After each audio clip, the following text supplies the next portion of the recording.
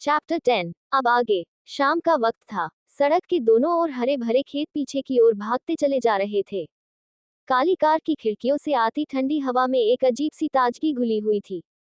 Car की driving seat पर आशी जिंदल बैठी थी। सालों के अनुभव ने उसके चेहरे को और भी सख्त और गरिमामयी बना दिया था। साथ वाली सीट पर अर्जुन और पीछे की सीट पर अनवी बैठी थी। तीनों की निगाहें कार में चल रहे वीडियो कॉल पर टिकी थी, जिसमें मुस्कुराता हुआ चेहरा था।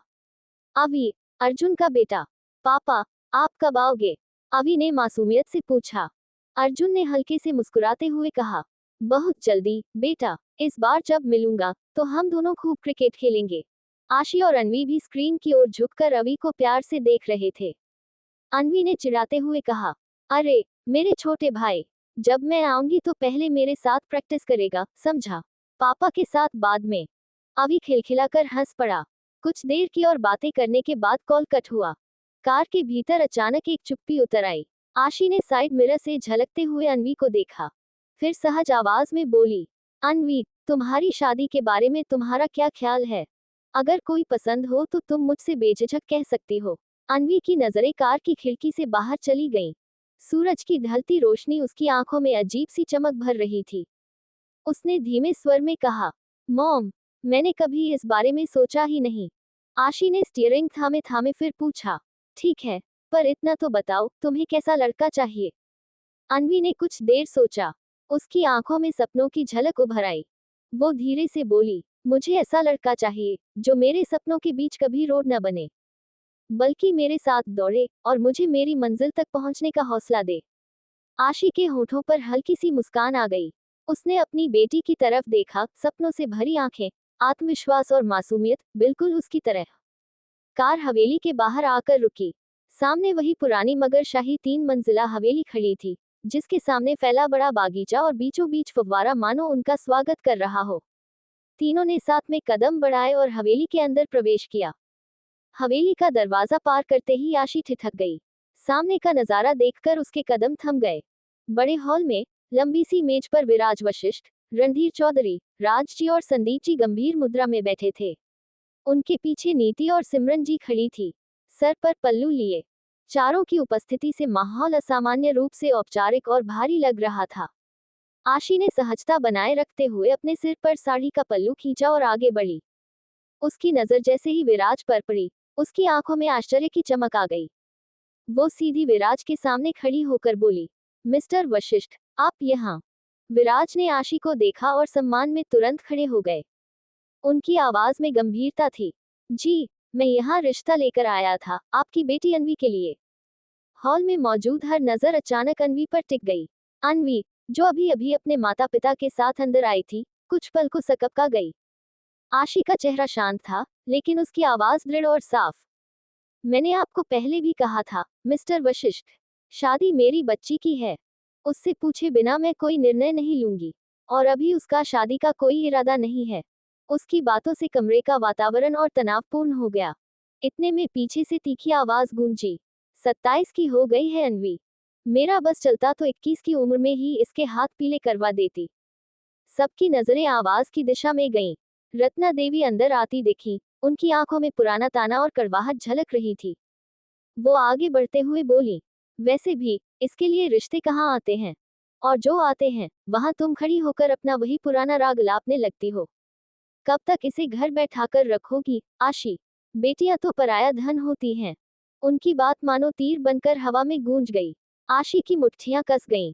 उसके होंठ कान पे कुछ कहने ही वाली थी कि अचानक दरवाजे से एक गरजती आवाज सुनाई दी, मेरी बेटी कोई बोझ नहीं है, जो मैं इसे धक्का देकर घर से बाहर कर दूं। ये कोई पराया धन नहीं, बल्कि मेरे घर की रौनक है। समझिए आप, बुआ जी। सभी की नजरें दरवाजे की ओर घूमी।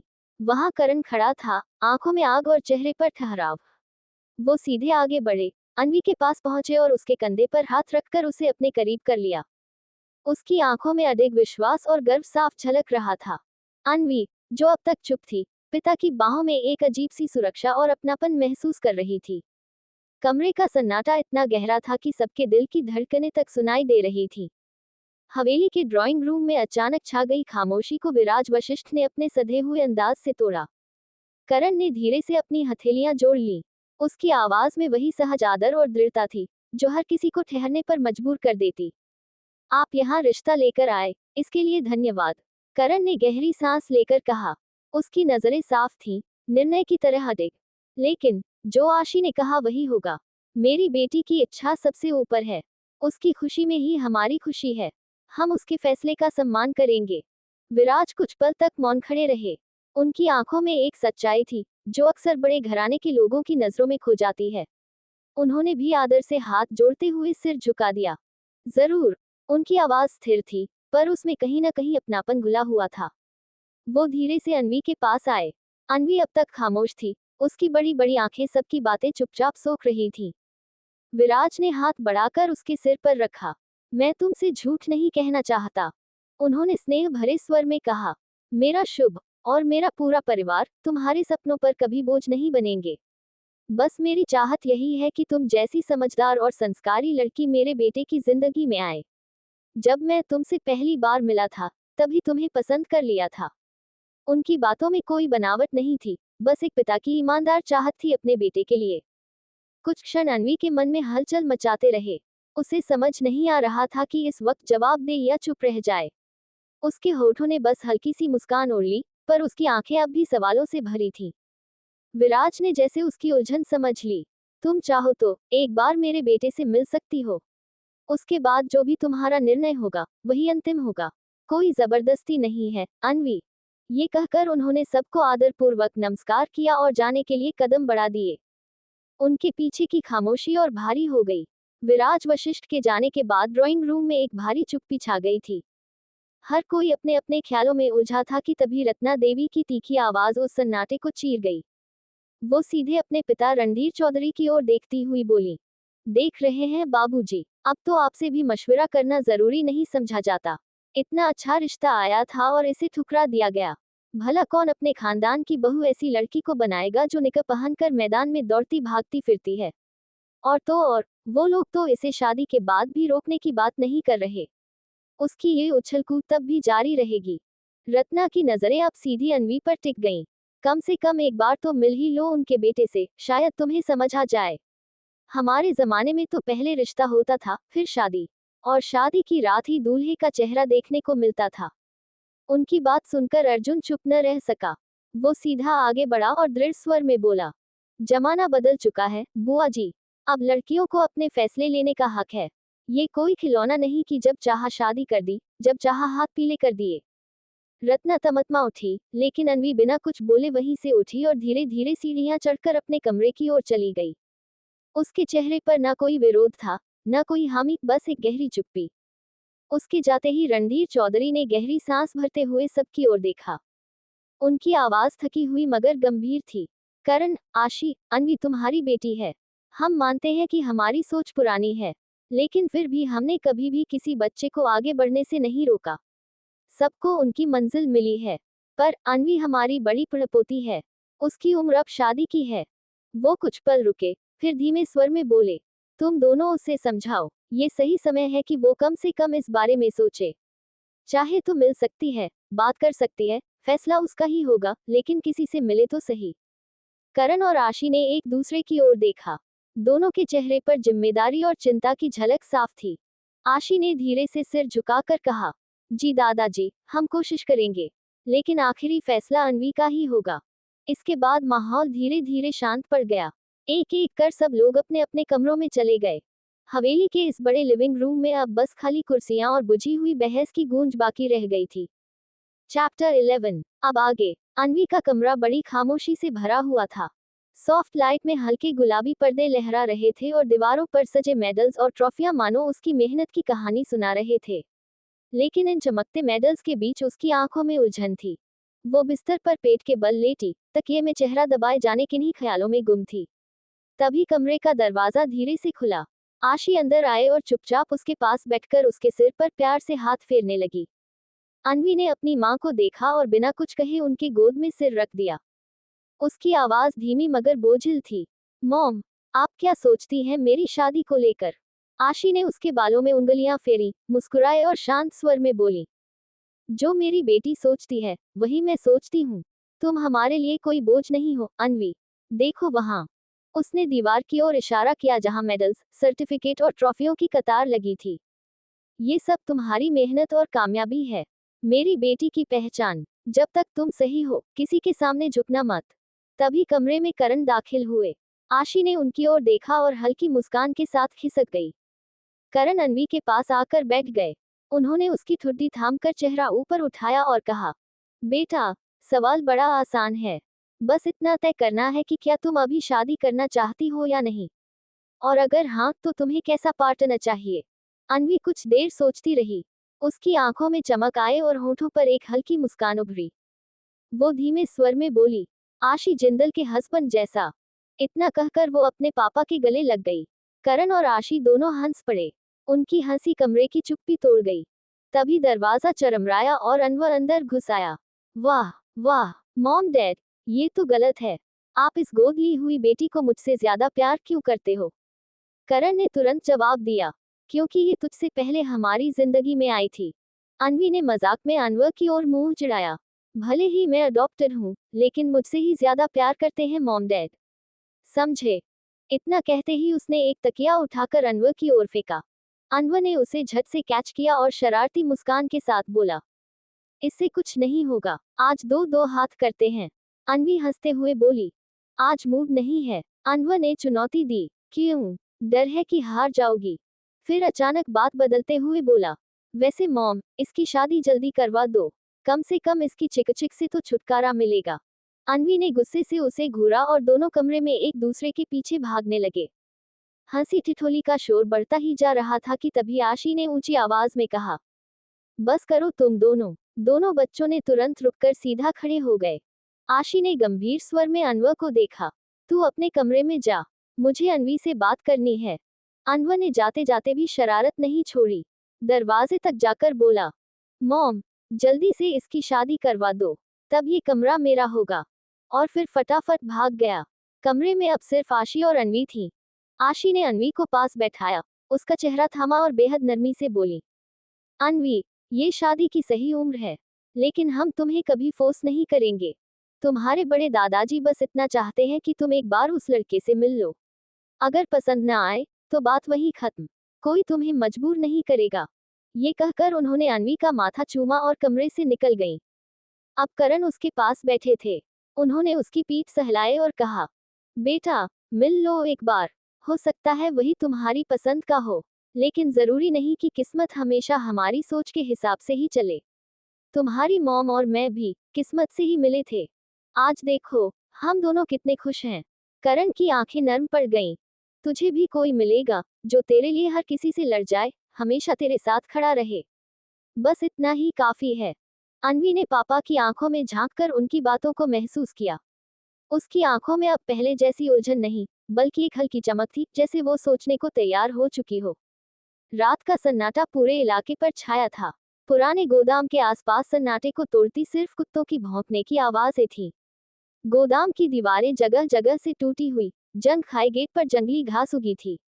लेकिन अंदर अंदर की सच्चाई किसी को भी हिला सकती थी। क्राइम ब्रांच ऑफिसर अंश अपनी टीम के साथ वहां खड़ा था, हाथ में गन, आंखों में सख्ती और होठों पर गुस्सा। उसके सामने मुखबिर की दी हुई जानकारी थी, यहाँ कई लड़कियों को बंधक बनाकर सेक्स रैकेट चलाया जा रहा है। अंश ने धीरे से अपनी टीम की ओर देखा। तैयार हो सब? टीम ने सिर हिलाया। एक इशारे पर गेट तोड़ा गया। अंधेरा, सीलन और सड़े हुए खाने की बदबू ने सबका स्वागत किया। अंदर की हवा घुटन भरी थी। अचानक किसी कमरे से हल्की सी आवाज आई, बचाओ। अंश का दिल एक पल को थम गया। वो तेजी से उस ओर बढ़ा। दरवाजा तोड़ते ही जो नजारा सामने आया, उसने सबकी आंखें भर दी। करीब 10 लड़कियां, उम्र 16 से 25 के बीच, जंजीरों में कैद थीं। कुछ के शरीर पर चोटों के निशान थे, कुछ रो रोकर बेसुध हो चुकी थीं। अंश गुस्से से दांत भींचते हुए, ये दरिंदे इंसान कहलाने लायक नहीं हैं। टीम ने तुरंत सबको छुड़ाया। वो मौजूद गुंडों से भीड़ गए। सभी को अरेस्ट कर उन लड़कियों को बचा कर ले गए। लड़कियां कांपते हाथों से अंश और उसकी टीम से लिपट गईं, जैसे उन्हें नया जीवन मिल गया हो। लेकिन उन्हीं में से एक लड़की थी, जिसकी आंखें सुनी थीं। वो लगभग 22 साल की होगी, चेहरे पर थकान और डर की परतें जमी थीं। वो दूसरों की तरह चिल्लाई नहीं, रोई नहीं, बस चुपचाप दीवार से सटी बैठी रही। अंश उसके सामने घुटनों पर बैठा। डरो मत, अब तुम सुरक्षित हो। लड़की ने उसकी तरफ देखा, लेकिन उसके होंठ खुले बिना ही बंद हो गए। उसकी आंखों में खालीपन था, जैसे शब्द उसके गले तक आते आते खो जाते हों। वो तुरंत ही बेहोश हो गई। अंश का दिल कसक उठा। उसने तुरंत उसे अपनी बाहों में उठाया और बाहर निकल आया। हॉस्पिटल। रात से सुबह हो चुकी थी। सरकारी हॉस्पिटल का कॉरिडोर भीड़ से भरा था। वार्ड बॉय, नर्सें और डॉक्टर इधर उधर भागदौड़ कर रहे थे। अंश उस लड़की को लेकर सीधे इमरजेंसी वार्ड पहुंचा। डॉक्टर, इसे तुरंत देखिए। डॉक्टर ने नाड़ी देखी, कुछ दवाइयां लगवाईं और फिर कहा, इसका शारीरिक उपचार हो जाएगा, लेकिन मानसिक हालत काफी नाजुक लगती है। अंश बाहर कुर्सी पर बैठ गया। उसके दिमाग में वही लड़की घूम रही थी, जिसकी आंखों में चीख थी लेकिन आवाज नहीं। घंटों बाद नर्स बाहर आई। पेशेंट को होश आ गया है। अंश तुरंत अंदर गया। लड़की धीरे धीरे आंखें खोल रही थी। वो लड़की जोर जोर से चिल्लाने लगी, बचाओ। नर्स ने उसे शांत करने के लिए कहा, घबराओ मत, तुम्हारा हस्बैंड बाहर है, अभी बुलाती हूँ। नर्स ये सोच भी नहीं पा रही थी कि उसका एक साधारण सा झूठ किसी की जिंदगी बदल देगा। वो बाहर जा अंश से बोली, सर वो आपकी वाइफ पैनिक हो रही है। अंश बोला, वो मेरी वाइफ नहीं है। इतना बोल वो अंदर चल गया। जैसे ही अंश कमरे में दाखिल हुआ, लड़की की नजर सीधे उस पर पड़ी। उसकी आंखों में अचानक चमक आ गई। लड़की कांपती आवाज में, हीरो, मेरा हस्बैंड, हीरो। अंश चौंक गया। क्या, मैं? उससे पहले कि वो कुछ कह पाता, लड़की ने उसका हाथ कसकर पकड़ लिया। मेरे हस्बैंड, मेरे हीरो। अंश एकदम अवाक रह गया। उसके चेहरे पर हैरानी और बेचैनी दोनों झलकने लगी। नस भी हैरान थी। उसने धीरे से अंश के कान में फुसफुसाया, सर, मैंने इसे शांत कराने के लिए कहा था कि इसका हस्बैंड बाहर है। शायद इसने आपको उसी रूप में मान लिया है। अंश लड़की को देखता रहा। उसकी आंखों में डर नहीं, बल्कि भरोसा था। वो भरोसा जो शायद किसी और को नहीं दे सकती थी। अंश का दिल भारी हो गया। कितना टूटी होगी ये, कि हर रिश्ते से डरने के बजाय मुझे अपना सहारा मान रही है। वो धीरे से लड़की के माथे पर हाथ रखता है। हाँ, मैं यही हूँ। तुम्हें अब कोई नुकसान नहीं पहुंचा सकता। लड़की उसकी बाहों में सिर रखकर फुसफुसाती है, अकेला मत। वो टूटे फूटे शब्द बोल रही थी। उसका दिमाग 5 साल के बच्चे के जैसा था। चैप्टर 12। अब आगे। रात गहरी थी। सड़क पर सन्नाटा फैला हुआ था। बस दूर कहीं से कुत्तों के भौंकने की आवाज और पेड़ों की सरसराहट सुनाई दे रही थी। अंशी अपनी कार धीरे धीरे चलाते हुए घर लौट रही थी। लैब में लंबे घंटों तक काम करने के बाद उसकी आंखें थकी हुई थी, पर दिमाग अब भी किसी रिसर्च के नतीजों में उलझा था। कार की हेडलाइट सूनी सड़क पर रोशनी की एक पतली पट्टी बना रही थी। अचानक, धड़ाम, कार हल्का सा झटका खाकर रुक गई। अंशी का दिल जोर से धड़का।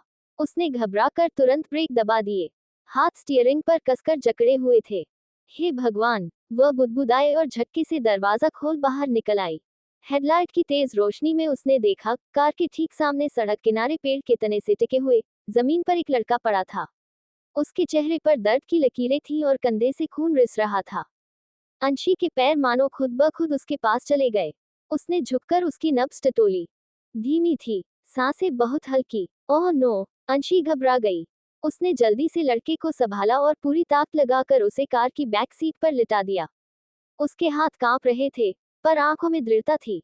ड्राइविंग सीट पर बैठते हुए उसने आवाज लगाई, तुम्हें कुछ नहीं होगा, प्लीज घबराना मत। आंखें मत बंद करना, मैं तुम्हें अभी अस्पताल ले जाती हूँ। लड़के ने मुश्किल से आंखें खोली। उसकी सांसों में दर्द झलक रहा था, फिर भी आवाज में अजीब सा जिद्दीपन था। न नहीं, प्लीज मुझे अस्पताल मत ले जाओ। बस मेरे घर छोड़ दो। यही पास में है। अंशी ने ब्रेक पर रखा पैर धीरे से उठाया, पर गाड़ी आगे बढ़ाने से पहले उसका मन उधेड़बुन में पड़ गया।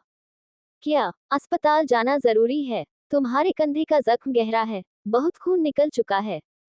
लड़के ने होंठ भींचते हुए धीमी आवाज में कहा, अगर तुम मुझे घर नहीं छोड़ सकती, तो यहीं उतार दो। लेकिन अस्पताल कभी नहीं। उसकी आंखों में डर था, सिर्फ दर्द का नहीं, बल्कि किसी और चीज का। जैसे अस्पताल जाना उसके लिए जानलेवा हो सकता हो। अंशी ने एक पल के लिए उसे घूरा। उसके दिमाग में सवालों की बाढ़ आ गई, आखिर कौन है ये? अस्पताल जाने से इतनी दहशत क्यों है? पर अभी सवाल पूछने का समय नहीं था। सामने बैठा लड़का हर पल मौत और जिंदगी के बीच झूल रहा था। अंशी ने गहरी सांस ली, स्टीयरिंग घुमाए और दृढ़ स्वर में कहा, ठीक है, अगर तुम अस्पताल नहीं जाना चाहते तो मैं तुम्हें तुम्हारे घर ले चलती हूँ, लेकिन याद रखना अगर हालत और बिगड़ी तो मैं अपनी मर्जी करूंगी। लड़के ने बंद होती पलकों को जबरदस्ती खोला और बहुत हल्की मुस्कान दी। था थैंक यू। गाड़ी रात के अंधेरे को चीरती हुई आगे बढ़ी और अंशी के दिल में एक अजीब सी बेचैनी घर कर गई। ये लड़का कौन है और क्यों अस्पताल उसका डर है? उस लड़के का घर। अंशी ने उसे सहारा देते धीरे धीरे सोफे पर बिठाया और खुद छोटी सी इशारे से उस लड़के ने उसे फर्स्ट एड बॉक्स के बारे में बताया। टेबल के पास छुप गई जहां फर्स्ट एड बॉक्स रखा था। कमरे की रोशनी फैली हुई थी, सीलिंग से टंगी एक साधारण बल्ब की हवादार किरणें। घर बिखरा हुआ था, कपड़ों के ढेर, खुली किताबें, फाइलें और किसी की अधूरी जिंदगी की गूंज। हर चीज में अघोरी सी उदासीनता थी। अंशी ने बॉक्स खोला और सांस अटक गई। उसमें पड़ी चीजों की सूरत कुछ सामान्य प्राथमिक चिकित्सा किट जैसी नहीं थी। वहां छोटे छोटे आर्टरी क्लैंप, सुई धारक, टिश्यू फोसेप्स, एनिस्थेटिक के छोटे छोटे एम्पूल और कुछ पट्टियां थी जिन पर ऑपरेशन थिएटर के लेबल लगे थे। दवाइयों की बोतलों पर लैब लेबल्स और एक साफ सुथरी सर्जिकल गाज भी रखी थी। अंशी का दिल एक पल के लिए तेज हो गया। ये खराब घाव भरने की चीजें थी, पर इतनी व्यवस्थित और चिकित्सकीय, बिल्कुल पेशेवर। उसके मन में सवाल आया, ये सब इस लड़के के घर पर क्यों है? लड़का अपनी आधी खुली आंखों से इशारा कर रहा था, थोड़ी थोड़ी सांसें ले रहा था। उसने झट से टी शर्ट निकाल दी। अंशी का मन अजीब से चौंका। वह कई बार अस्पतालों और शवों के बीच रही थी, लेकिन किसी जिंदा इंसान की मांसपेशियों की कठोरता, उसकी छाती के ऊपर उभरे हुए 6 पैक की ठंडी सच्चाई ने उसे झकझोर दिया। उसने नजरें फौरन फेर ली, शर्म और अनायास आकर्षण का मिक्स। लड़के ने बिना देरी किए अपना काम शुरू कर दिया। उसने एक छोटी सी डिसइंफेक्टेंट की बोतल निकाली, हाथों पर कपड़ा बांधा और धीरज से अपने घाव के आसपास सूखी जगह साफ करने लगा। उसके हाथ तेज और परिपक्व थे, ऐसे नहीं जैसे कोई नवयुवक पहली बार कर रहा हो।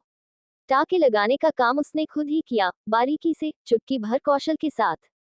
अंशी ने पहले हैरानी से फिर सावधानी से काम संभाला। उसने लड़के के हाथ से सुई पकड़ी, ड्रेनेज की सफाई में मदद की, और जब उसने देखा कि दर्द सीने में क्रॉस कर रहा है तो बिना किसी नाटक के पेनकिलर का इंजेक्शन लगाया। उनकी आंखें बार बार टकराईं। हर बार टकराने पर कुछ अनकहा सा गूंजता, एक तरह का शुक्रिया और एक तरह का खतरा। अंशी का ध्यान उसकी हर नाजुक हलचल पर टिक गया। उसने देखा कि लड़के की आंखें उस पर टिकी है। वो बड़े गौर से उसे देख रहा था। ऐसे क्या देख रहे हो? अंशी ने हंसकर कहा, थोड़ी चिढ़ में। हाथ आगे बढ़ाकर उस लड़के ने कहा, लड़कियों को इन सब चीजों से डर लगता है, खून, टांके, सब कुछ। अंशी बूंद की तरह धीमी हंसी छोड़कर बोला, हाँ लगता होगा, पर मेरा काम ही ऐसा है। उसकी आवाज में आश्चर्य और किसी तरह का सम्मान मिला था। अंशी ने सुई का आखिरी टाका लगाया, पट्टी सीधी की और पीछे हटकर उसकी गर्दन की ओर झांका। उसकी सांसें स्थिर हो रही थीं। तुम्हें एक बात बता दूं, उसने कहा, आवाज में गंभीरता आई। मैं रोज मौत के तमाशे संभालती हूँ, घंटों लाशों के बीच रहती हूँ, उनकी ठंडी आंखों को देखती हूँ, पर जिंदा इंसान की स्टिचिंग ये पहली बार कर रही हूँ। कमरे में एक क्षण के लिए चुप्पी पसर गई, किसी तरह की साझा नादानता, जैसे दो अलग दुनिया की परछाइयां एक छोटी सी रोशनी में टकरा गई हों। अंशी के दिल में जिज्ञासा उभर आई, उसके जख्म की प्रकृति, उसके हाथों की दक्षता, अस्पताल से डरने का कारण, सब कुछ एक एक करके सवाल बनकर उभरते रहे। पर उसने खुद से कहा, अभी सवाल बाद में। दरवाजे की घंटी अचानक बजी, एक तेज, अनिश्चित आवाज। दोनों की नजरें एक ही समय में दरवाजे की ओर उठी। लड़के की पलकों में डर के साथ कुछ और दिखा, उदासी की एक पतली रेखा। अंशी ने तुरंत कहा, रुको यहीं, मैं देखती हूँ। उसने अपने ऊपर का जैकेट तौलकर दरवाजे की तरफ बढ़ते हुए मन में ठान लिया, अब जो भी हो, रात की यह खामोशी टूट चुकी थी, और टूटने वाली बातों की गिनती अभी बांटनी बाकी थी। अंशी ने धीमे कदमों से दरवाजे की ओर बढ़ना शुरू किया। कमेंट करके बताएं कहानी कैसी लगी। चैप्टर 13, अब आगे। अंशी ने धीमे कदमों से दरवाजे की ओर बढ़ना शुरू किया। उसी पल सोफे पर बैठे सारांश ने धीरे से हाथ बढ़ाया और उस सर्जिकल किट से एक नुकीला औजार उठा लिया। उसकी आंखें चौकस थीं, जैसे हर आहट, हर दस्तक उसके लिए खतरे का संकेत हो। अंशी ने सावधानी से दरवाजा खोला और बाहर झांका। सामने एक महिला खड़ी थी, शायद सामने वाले फ्लैट से, हाथ में एक छोटी सी स्टील की कटोरी पकड़े हुए। वो महिला अंशी को देखते ही मुस्कुराई और बोली, अरे, तुम सारांश की गर्लफ्रेंड हो ना? अंशी एक पल को हक्की बक्की रह गई। उसने विनम्र स्वर में कहा, नहीं, आपको गलतफहमी हुई है। महिला ने ज्यादा ध्यान न देते हुए कटोरी उसकी ओर बढ़ा दी। वो जरा चीनी चाहिए थी। अचानक मेहमान आ गए। अंशी ने बिना किसी शक के कटोरी ले ली और दरवाजा हल्का सा बंद कर दिया। अंदर आते ही उसने देखा, सामने से महिला की आवाज सुनकर सारांश ने वह नुकीला औजार चुपचाप वापस रख दिया था। उसकी उंगलियां अब भी तनाव में थीं, जैसे हर समय वार के लिए तैयार रहती हूँ। चीनी कहाँ है? अंशी ने रसोई की ओर जाते हुए पूछा। सारांश धीरे धीरे उठा, उसके पास आया और बिना मुस्कुराए कहा, ये मेरा घर है, मुझे ये सब पसंद नहीं। उसने शेल्फ से डिब्बा निकालकर उसके हाथ में पकड़ा दिया। अंशी ने उसकी बात को हल्के अंदाज में टाल दिया। मुस्कुराकर बोली, पड़ोसियों की मदद तो करनी ही चाहिए, ऐसे ही तो इंसानियत जिंदा रहती है। सारांश का चेहरा इस बार कठोर हो गया। उसने सख्त लहजे में कहा, मुझे लोगों से घुलना मिलना पसंद नहीं। उसकी आंखों में अजीब सी दीवारें खड़ी थीं। अंशी ने बिना बहस किए चीनी उस आंटी की कटोरी में डाली और दरवाजा थोड़ा सा खोलकर बाहर दी। महिला ने मुस्कुराते हुए थैंक यू कहा और लौट गई। दरवाजा बंद करते ही अंशी ने सारांश की ओर देखा। तुम शर्ट पहन कर आओ, उसने शांत स्वर में कहा। सारांश बिना कुछ कहे अपने कमरे की ओर चला गया। कुछ मिनटों बाद वह शर्ट पहने लौटा तो सामने का नजारा देखकर ठिठक गया। अंशी ने उसके बिखरे कपड़े समेट दिए थे, किताबें और फाइलें व्यवस्थित कर दी थीं। टेबल पर सूप का गरम गरम कटोरा रखा था। अंशी ने धीरे से कहा, इसे पी लेना, तुम्हें ताकत मिलेगी। अब मैं चलती हूँ। उसकी आवाज में न तो दिखावा था और न ही कोई औपचारिकता, बस एक अजीब सा अपनापन। सारांश चुप रहा। उसकी आंखें बस उस लड़की को देखती रहीं, जो बिना कोई सवाल किए उसकी दुनिया की गंदगी को थोड़ी देर के लिए साफ कर गई थी। दरवाजे से निकलते हुए अंशी के मन में भी कई सवाल तैर रहे थे। ये आदमी कौन है? इसके घर में सर्जरी के औजार क्यों हैं? और ये दुनिया से इतना कटा कटा क्यों है? आधी रात का सन्नाटा हवेली पर एक रहस्यमयी चादर की तरह छाया हुआ था। चारों तरफ बस हल्की पीली रोशनी जल रही थी, जो पुराने झूमरों और दीवारों पर पड़कर लंबी परछाइयां बना रही थी। घड़ी की सुइयां 12 बजने का ऐलान कर चुकी थी। अंशी धीमे कदमों से अपने कमरे की ओर बढ़ रही थी।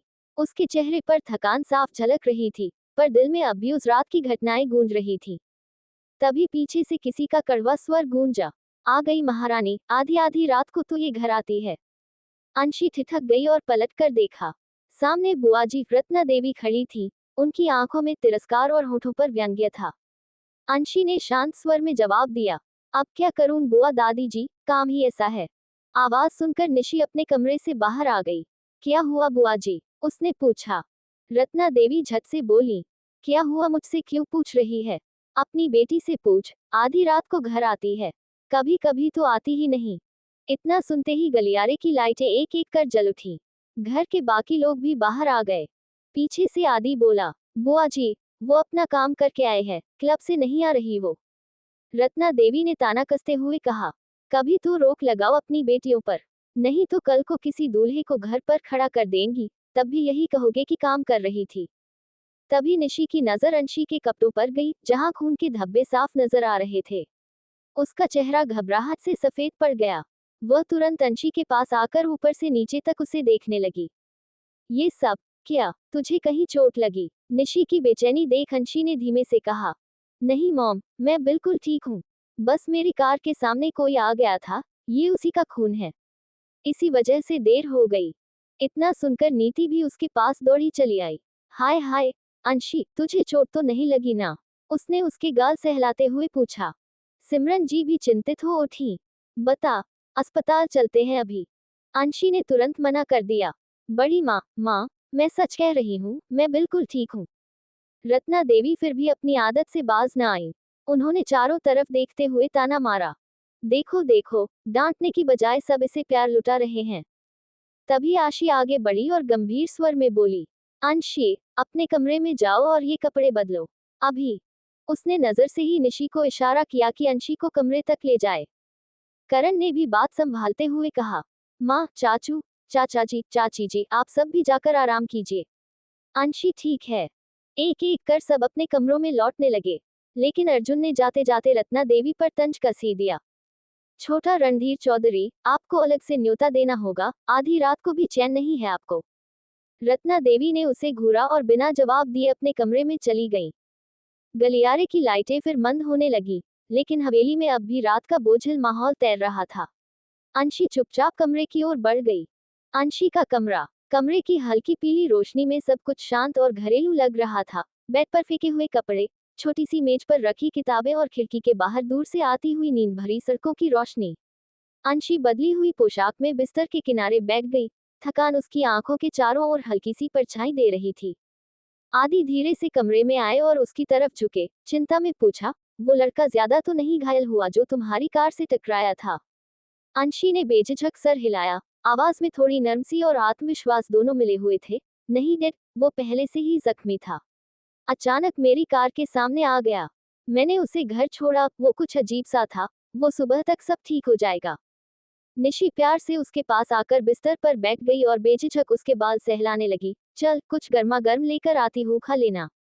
अंशी ने मुस्कुराते हुए कहा, हाँ मॉम, ठीक है।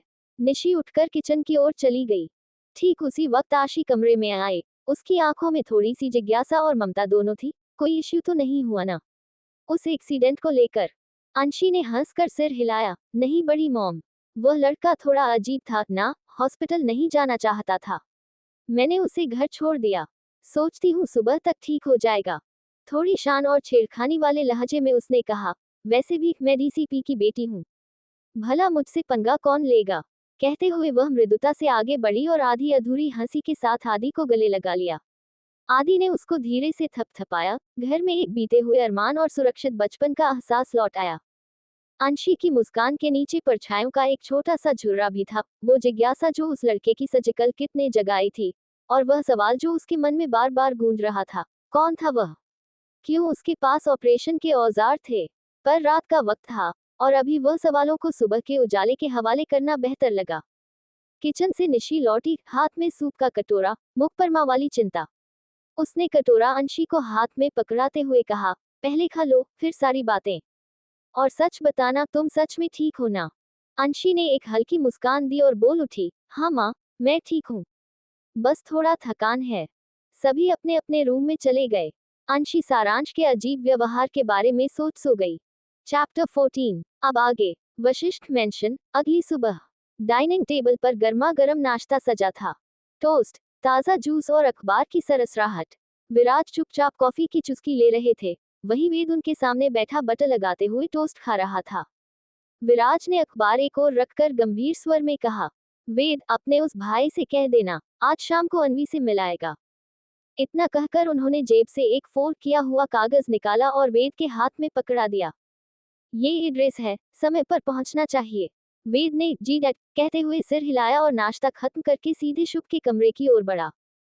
शुभ का कमरा। कमरे में अंधेरा पसरा था, पर एस बड़ी ई की गुनगुनाहट और शुभ की घोड़े बेचकर सोने की खर्राटे वाली आवाज साफ सुनाई दे रही थी। वेद दरवाजे से झांक कर बोला, भाई भाई, सुनो यार, उठो। लेकिन शुभ तो जैसे नींद की दुनिया में खोया था।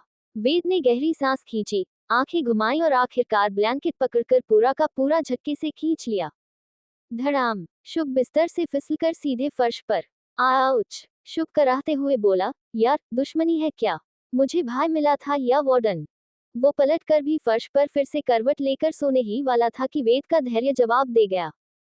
इस बार वो साइड टेबल से पानी का गिलास उठा लाया और छपाक शुभ के चेहरे पर उड़ेल दिया। शुभ झटके से उठ बैठा, बालों से पानी टपक रहा था। अरे यार, वेद, तेरा इरादा मुझे सुबह सुबह डुबोकर मारने का है क्या? वेद ने ठंडी मुस्कान के साथ उसके हाथ में तौलिया थमाया और टेबल पर एड्रेस रखते हुए बोला, ड्रामा बंद करो और ध्यान से सुनो। ये एड्रेस डैड ने दिया है। आज शाम टाइम से वहां पहुंच जाना। अनवी सेहरावत से मिलना है। शुभ ने भीगे चेहरे और आधे खुले आंखों से एड्रेस की ओर देखा, फिर आह भरते हुए बोला, वाह, सुबह उठकर इंसान सबसे पहले भगवान का नाम लेता है, और मुझे सबसे पहले रिश्ते का नाम सुनना पड़ रहा है। वेद हंसते हुए बाहर निकल गया। चौधरी हवेली। सुबह की हल्की धूप चौधरी हवेली के डाइनिंग हॉल की लंबी खिड़कियों से छनकर अंदर आ रही थी। बड़ी सी लकड़ी की टेबल पर तरह तरह के नाश्ते सजाए गए थे, गरम गरम पराठे, मलाईदार दूध, ताज़ा फल और साउथ इंडियन डोसे तक।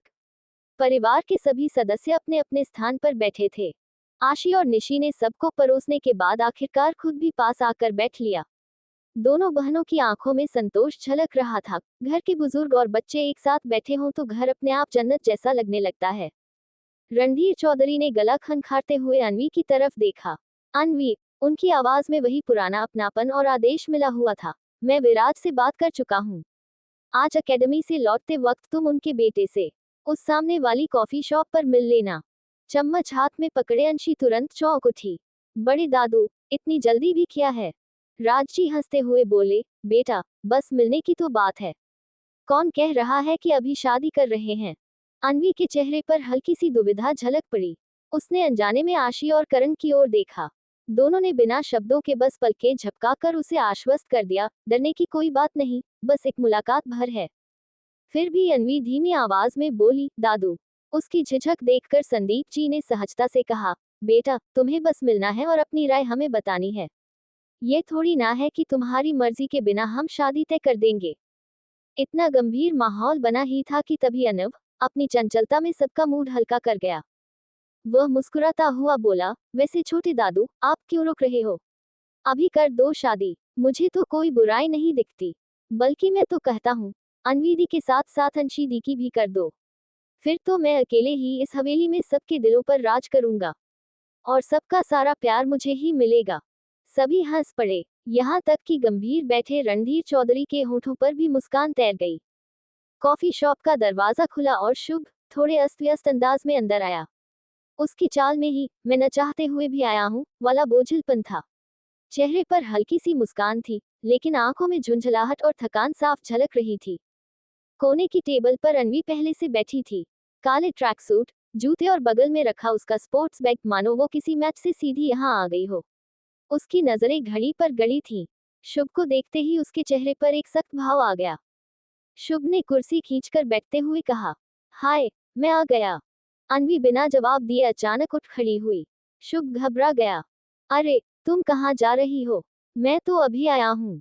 अनवी ने उसकी ओर मुड़कर ठंडी नजर से कहा, जिन्हें समय की कद्र नहीं होती, मैं उनकी कद्र क्यों करूं? शुभ ने हड़बड़ाकर सफाई दी, अरे बस 10 ही मिनट तो लेट हुआ हूँ। अनवी ने गहरी सांस छोड़ी, बैग उठाया और दरवाजे की ओर बढ़ गई। शुभ भी बगल में से उठकर उसके पीछे पीछे चल पड़ा।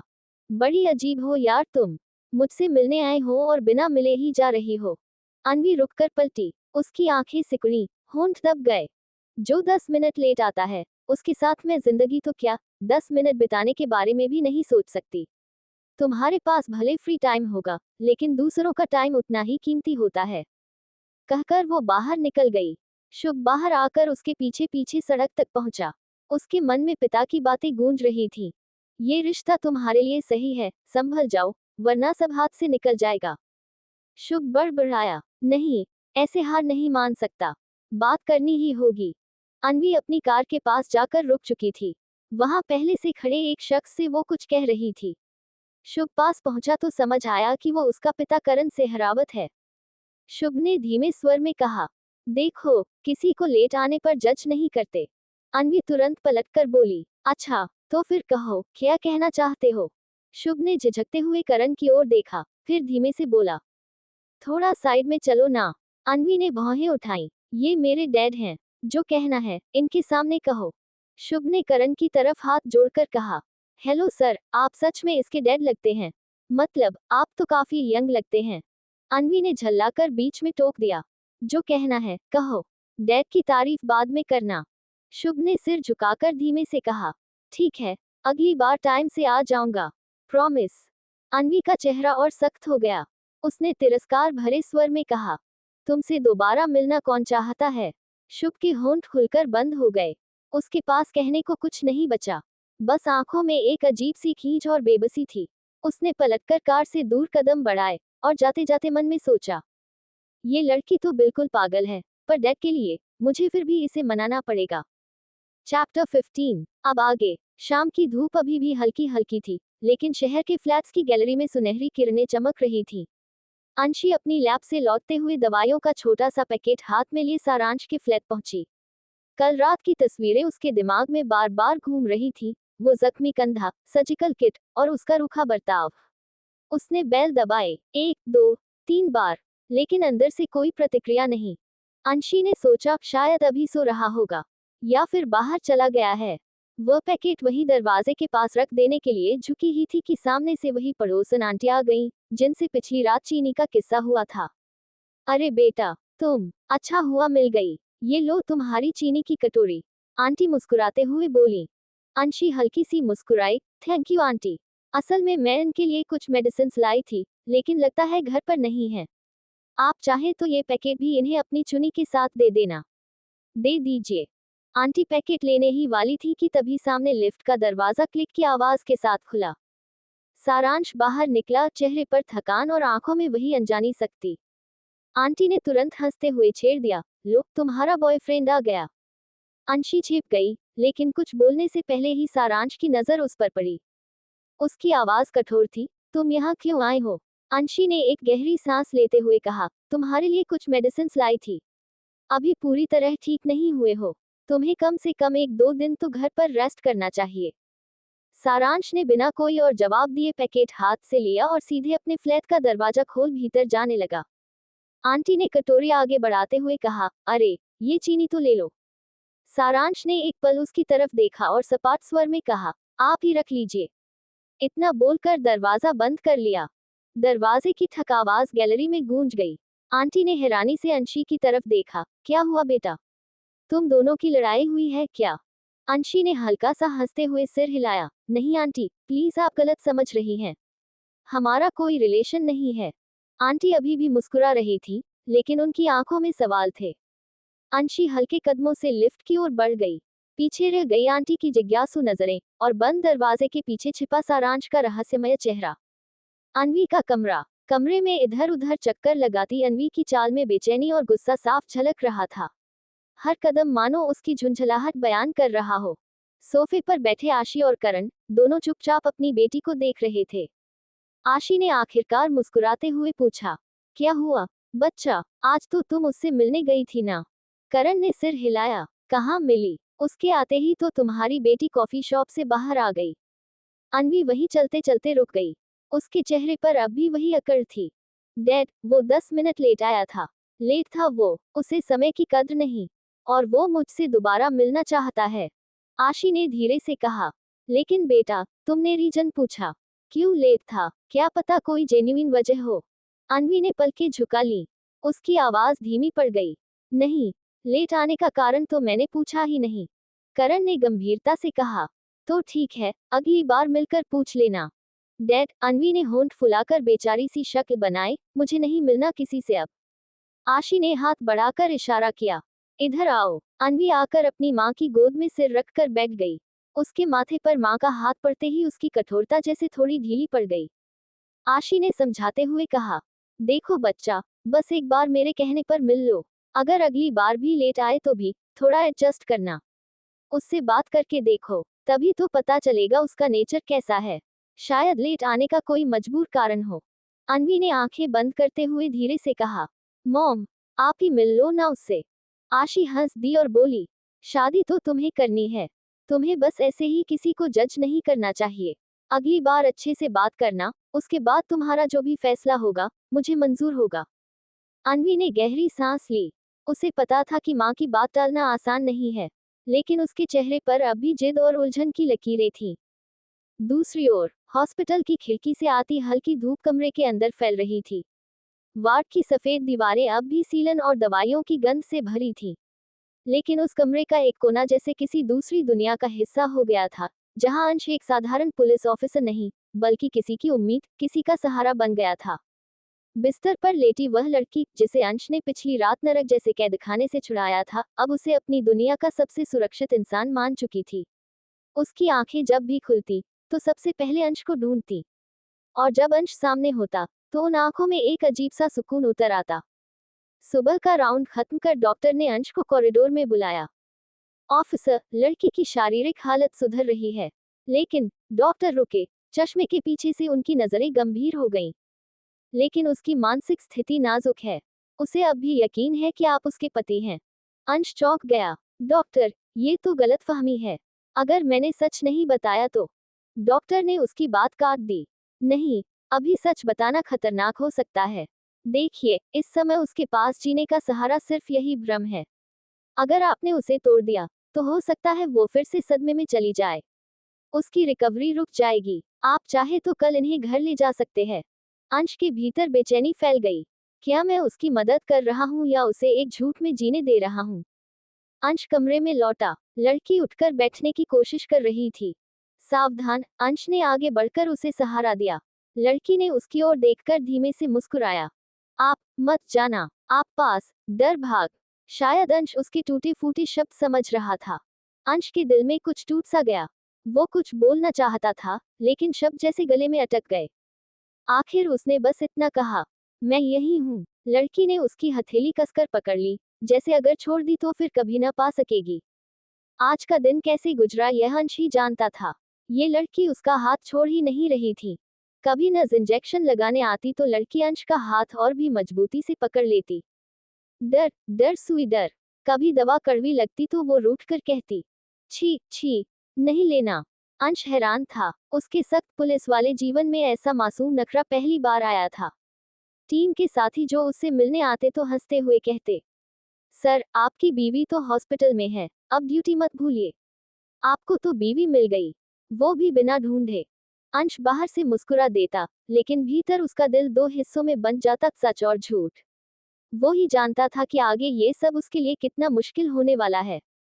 चैप्टर 16। अब आगे। अगली सुबह जिंदल मेंशन की हवा हमेशा की तरह ताजगी से भरी थी।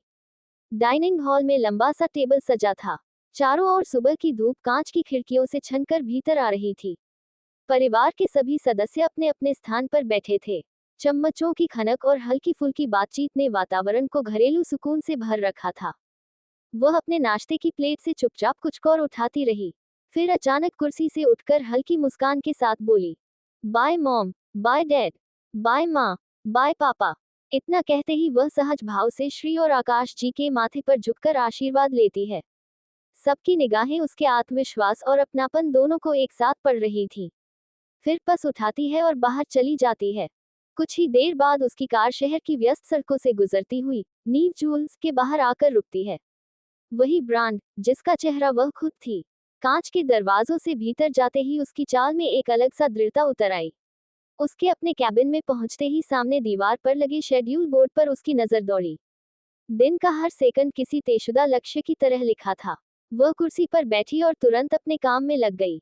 दिन धीरे धीरे ढलता गया और फिर शाम को वह मीटिंग का समय आ पहुंचा। कॉन्फ्रेंस रूम का दरवाजा खुला और सामने वेद खड़ा था, स्मार्ट, शांत और व्यवस्थित। उसने अंदर आते ही हाथ जोड़कर अभिवादन किया और सीधा उसके सामने बैठ गया। बातचीत औपचारिक अंदाज में शुरू हुई। वेद ने फाइलें खोलते हुए कहा, मिस देविका, हमारी कंपनी चाहती है कि आप हमारे नए प्रोडक्ट लॉन्च में बतौर मॉडल और इन्फ्लुएंसर हिस्सा लें। इस प्रोडक्ट से होने वाले मुनाफे का 5% हिस्सा आपका होगा। उसने भौहें थोड़ी उठाई, गहरी सांस लेकर ठहराव से जवाब दिया, लेकिन मैं ही क्यों? ये काम कोई और भी कर सकता है। वेद ने संयमित मुस्कान के साथ उसकी आंखों में देखा। हम आपके साथ काम करना चाहते हैं क्योंकि आपके व्यक्तित्व में भरोसा है। आपके नाम के साथ यह प्रोडक्ट न सिर्फ बिकेगा बल्कि एक मानक भी बनेगा। और इसमें आपका भी फायदा है, आप अपने प्रमोशनल शूट में हमारी फूड लाइन के साथ साथ अपनी ज्वेलरी को भी प्रमोट कर सकती हैं। एक तरह से ये दोनों ब्रांड्स का साझा विस्तार होगा। कमरे में कुछ पल खामोशी छा गई। वह हल्का सा मुस्कुराए और सिर हिलाकर बोली, ठीक है, मैं इस बारे में सोचूंगी और जल्द आपको सूचना दूंगी। इतना कहकर उसने कुर्सी से उठते हुए हाथ आगे बढ़ाया। वेद खड़ा हुआ, उसने उसका हाथ थामा, गंभीर मगर आत्मीय अंदाज में। फिर अपनी जेब से विजिटिंग कार्ड निकालकर उसकी ओर बढ़ाया। यह मेरा कार्ड है, आप सीधे मुझे कॉल कर सकती हैं। इतना कहकर वेद बाहर चला गया। कैबिन में अब सिर्फ वही थी, उसके हाथ में पकड़ा कार्ड और मन में गूंजते वेद के शब्द एक नए निर्णय का इशारा कर रहे थे। रावल ग्रुप्स का मीटिंग रूम।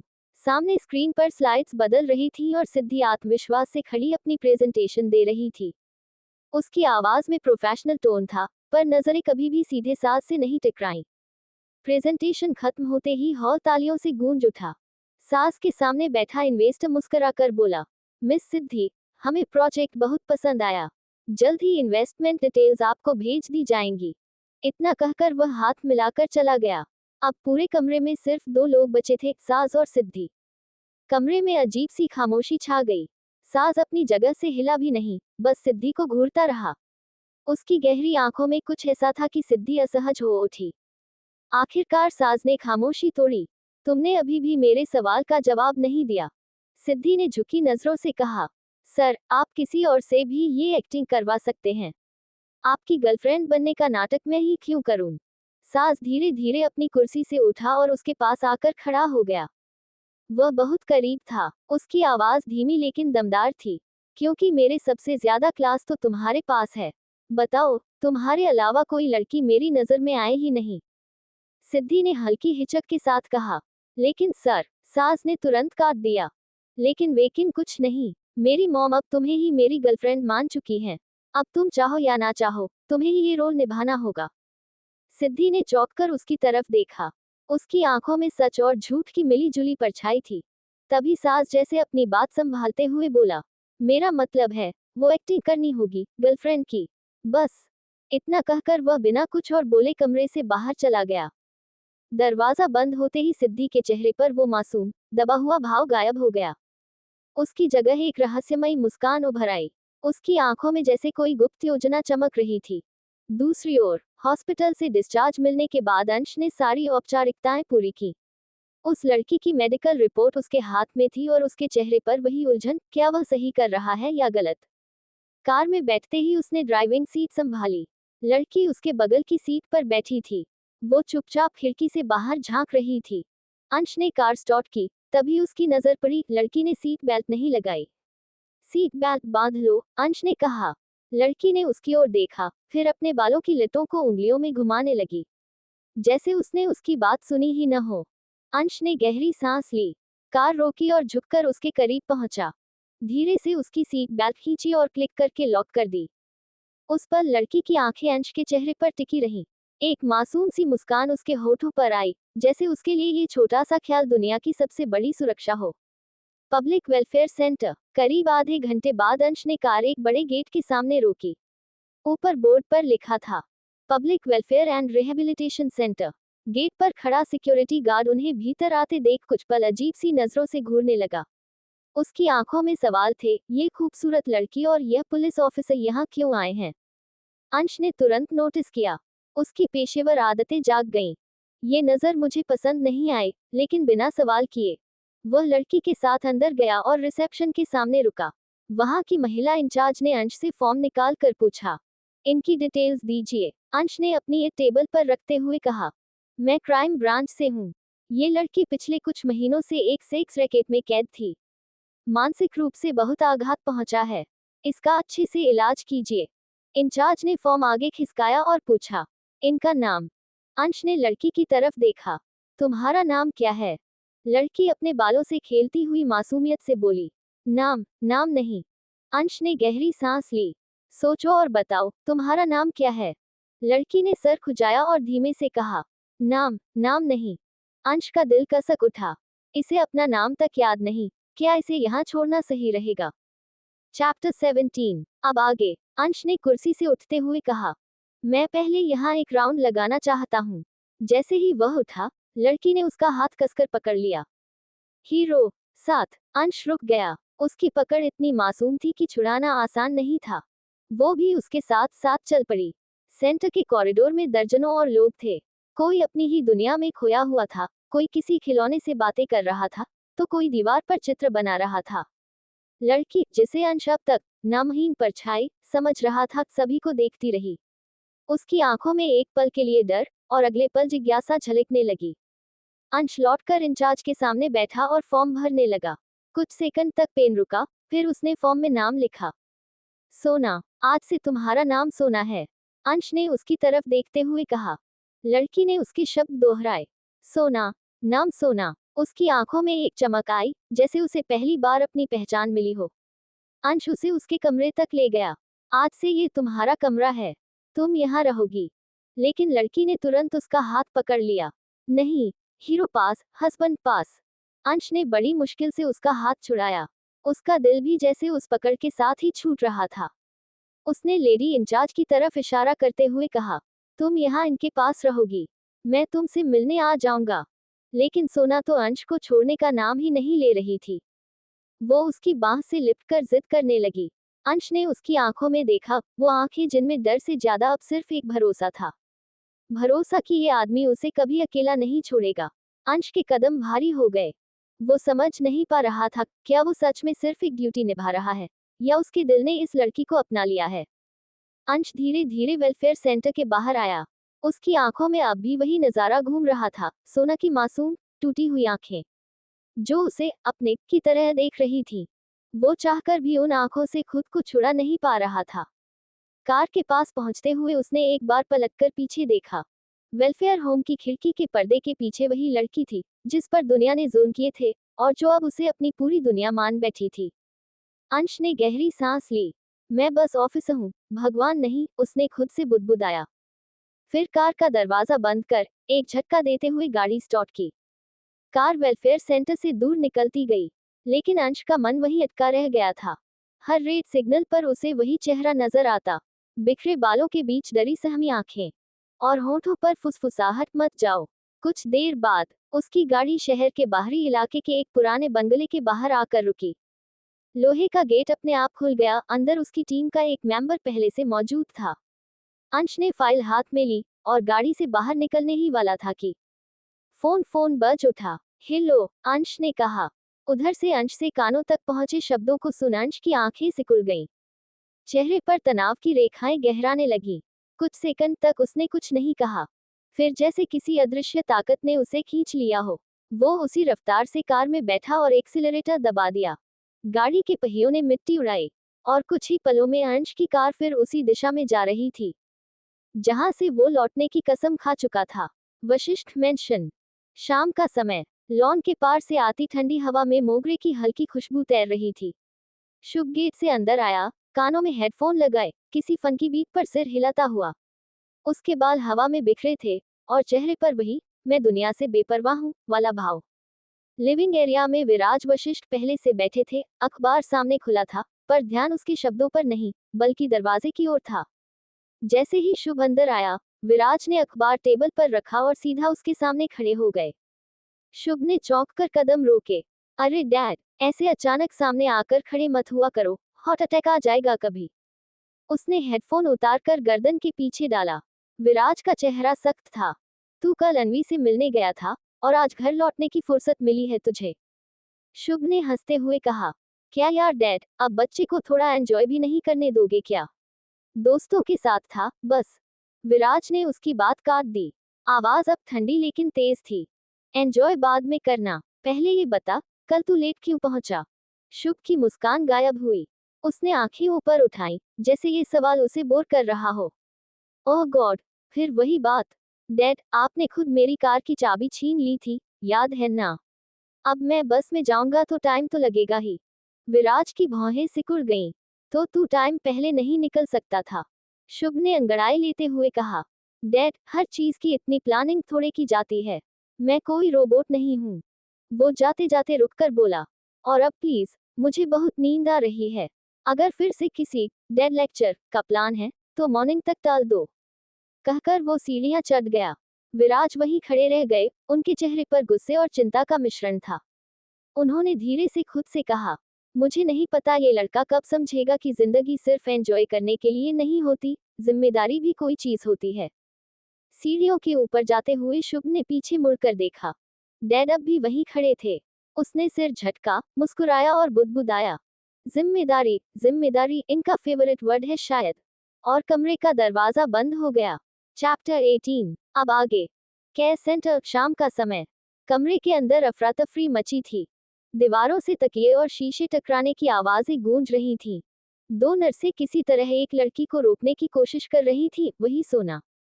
उसकी आंखों में डर और बेचैनी एक साथ थी। वो लगातार चीख रही थी, जाना, हीरो पास जाना, हस्बैंड पास जाना। अंश, अंश, चिल्ला रो रही थी। नर्सें थक चुकी थीं। एक नर्स घबरा कर बोली, डॉक्टर साहब, ये किसी अंश को बुलाने की जिद कर रही है। उसी पल दरवाजा खुला। अंदर कदम रखा अंश ने। वो कुछ सेकंड वहीं ठहर गया। सामने सोना, बिखरे बालों में, कांपते हाथों से कुछ फेंकते हुए बोली, हीरो आ गए, छोड़ नहीं जाना। अंश ने गहरी सांस ली। धीरे धीरे उसके पास गया और उसका हाथ थाम लिया। बस अब कुछ नहीं होगा। तुम घर चलो, शांत रहो। सोना ने उसकी शर्ट पकड़ लिया और रोते हुए उसके सीने पर सिर रख दिया। वो अब भी बुदबुदा रही थी, साथ जाना हीरो, साथ जाना। अंश ने उसकी आंखों में देखा। वो जानता था कि यह प्यार नहीं, बल्कि टूटी हुई आत्मा का सहारा था। फिर भी उसने बिना कुछ कहे स्टाफ से बोला, मैं इसे अपने साथ ले जा रहा हूँ। इसकी सुरक्षा अब मेरी जिम्मेदारी है। अंश का बंगला रात। सफेद रंग का 3 मंजिला घर। गेट से अंदर घुसते ही हरे गार्डन में हल्की लाइट्स टिमटिमा रही थी। गाड़ी धीरे से रुकी। सोना अब भी पीछे की सीट पर शांत बैठी थी, जैसे अब डर कम और यकीन ज्यादा था। अंश कार से उतरकर गेट की ओर बढ़ा। साथ में उसके कदमों के पीछे सोना भी थी। बंगले का लिविंग हॉल। सामने बड़े सोफे पर बैठे थे डॉक्टर अक्ष और नेहा। अक्ष 46 की उम्र में फिट था एकदम।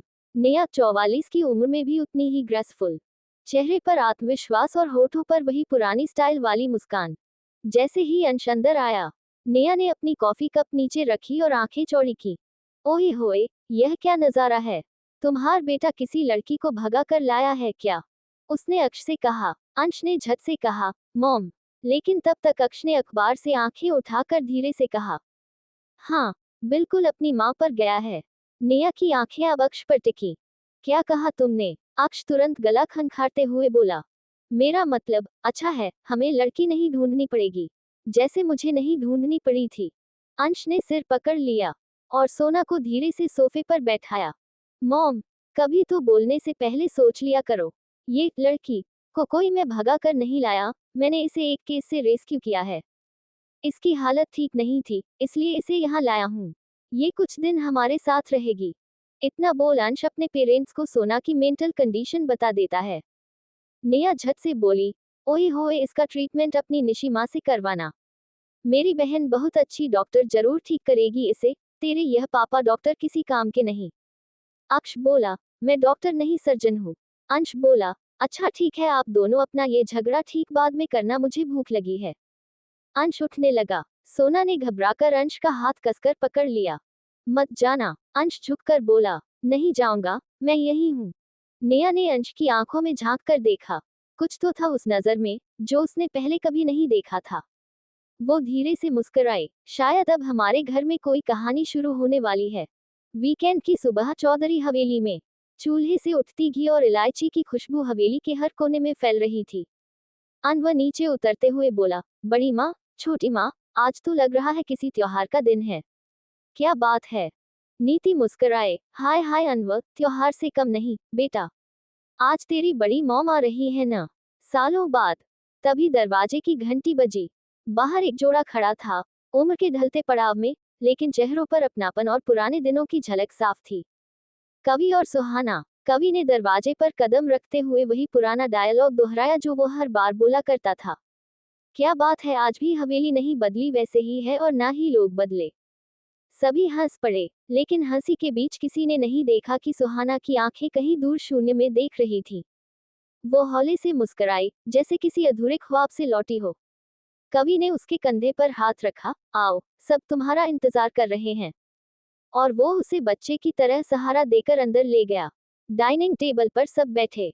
सभी बातें कर रहे थे, पर कवि का ध्यान सिर्फ सुहाना पर था। वो उसके लिए पराठा तोड़ता, सब्जी रखता और कोमल आवाज में बोला, धीरे खाओ, गरम है। सन्नाटा गहरा गया। किसी ने कुछ नहीं कहा, लेकिन सबकी आंखों में सवाल थे। क्या वही सुहाना जो कभी चौधरी हवेली में मुस्कुराते चेहरे के साथ आई थी, आज एकदम खामोश हो चुकी है? खाने की मेज पर अब सन्नाटा था। थालियां खाली थी, लेकिन सबके मन भरे हुए। कवि ने अब भी सुहाना के सामने रखी प्लेट पर हाथ रखा था। वो धीरे धीरे बच्चों की तरह छोटे छोटे निवाले ले रही थी। हर बार जब कवि उसके होठों तक रोटी का टुकड़ा लाता, तो सुहाना मुस्कुराती, जैसे उसे उस स्पर्श में कोई अपना संसार नजर आता हो। उसी समय रणधीर चौधरी अपनी व्हीलचेयर आगे बढ़ाते हुए वहां आए। उनकी आंखों में नमी थी। उन्होंने कुछ नहीं कहा, बस सुहाना के सिर पर हाथ रखा। वो एक क्षण ठहर गए, फिर धीरे से मुड़कर अपने कमरे की ओर चले गए। कमरे का दरवाजा बंद हुआ। कुछ देर बाद सब लिविंग एरिया में थे। सोफे पर सुहाना अब अनवी, अनवर और अंशी के बीच बैठी थी। थोड़ी दूरी पर नीति, संदीप जी, राज जी, सिमरन जी, करण, आशी, निशी, आदि और अर्जुन, कवि बैठे थे। हवा में एक हल्की उदासी थी, जो सुहाना की मासूम मुस्कान के पीछे छुपे दर्द को महसूस कर रही थी। आशी ने चुप्पी तोड़ी, कवि, क्या सुहाना भाभी फिर से नॉर्मल जिंदगी जी पाएंगी? आवाज में चिंता थी। कवि ने उसके हाथ पर हाथ रखा और शांत स्वर में बोला, आशी, फिक्र मत कर, वो दिन आएगा जब सुहाना फिर से पहले जैसी हो जाएगी। वो बहुत मजबूत है, बस वक्त को थोड़ा वक्त देना होगा। आशी ने सिर हिलाया, पर आंखों में उम्मीद और डर दोनों थे। करण ने वहीं बैठकर उसका हाथ दबाया, बिना कुछ बोले अपनी आंखों से दिलासा दिया। उधर अनवी सुहाना के पास जाकर हंसते हुए बोली, बड़ी मॉम, आइसक्रीम खाओगे? सुहाना ने ताली बजाई और बच्चों जैसी मासूम हंसी के साथ बोली, हाँ हाँ, सुहाना आइसक्रीम खाएगी। वो कवि की ओर मुड़ी। कवि, सुहाना आइसक्रीम खाएगी। कवि के चेहरे पर हल्की मुस्कान थी, थोड़ी तसल्ली, थोड़ी कसक। पीछे से अनवी बोली, बड़े पापा, हम मॉम को अपने साथ ले जा रहे हैं। आप फिक्र मत करो, हम ख्याल रख लेंगे। कवि झिझका, बच्चा, तुम जानते हो ना सुहाना की हालत कैसी है। उसे संभालना आसान नहीं है। अंशी बोली, अरे बड़े पापा, हम संभाल लेंगे। अनवर ने भी जोड़ा, हाँ बड़े पापा, हम तीनों मिलकर बड़ी मॉम को संभाल सकते हैं। कवि ने एक पल उन्हें देखा, फिर मुस्कुराते हुए बोला, ठीक है, पर बस एक ही आइसक्रीम खिलाना, ज्यादा नहीं। तीनों बच्चों की आंखों में चमक थी, जैसे उन्हें कोई जिम्मेदारी दी गई हो। उन्होंने सुहाना के हाथ पकड़े और हंसते हुए दरवाजे की ओर बढ़ गए। पीछे से आशी ने पुकारा, ज्यादा दूर मत जाना। दरवाजा धीरे से बंद हुआ। कमरे में अब सिर्फ बड़ों की सांसों की आवाजें रह गईं। कुछ देर की चुप्पी के बाद अर्जुन बोला, आशी भाभी, क्या हमें अनवी को सच बता देना चाहिए कि वो सुहाना भाभी की बेटी है? कमरा सन्नाटे में डूब गया। करण ने धीमे पर ठोस स्वर में कहा, नहीं, क्या कहेंगे अगर वो अपने बायोलॉजिकल डैड के बारे में पूछेगी? मैं उस इंसान का नाम भी इस घर में नहीं सुनना चाहता। मेरी इच्छा थी कि अनवी अपनी माँ को बाकी सब की तरह मॉम कहे। इसलिए घर के सारे बच्चे कवि और सुहाना को बड़े पापा और बड़ी मॉम कहते हैं, ताकि वो कभी ये न जान पाए कि इन दोनों के बीच कौन सा रिश्ता छुपा है। कमरे में मौन उतर आया। राजजी ने धीरे से कहा, जैसा करण चाहता है वैसा ही होगा। आशी ने सिर झुका लिया, लेकिन उसकी आंखों में नमी थी, क्योंकि उसे पता था सच को हमेशा के लिए छुपा पाना आसान नहीं होगा।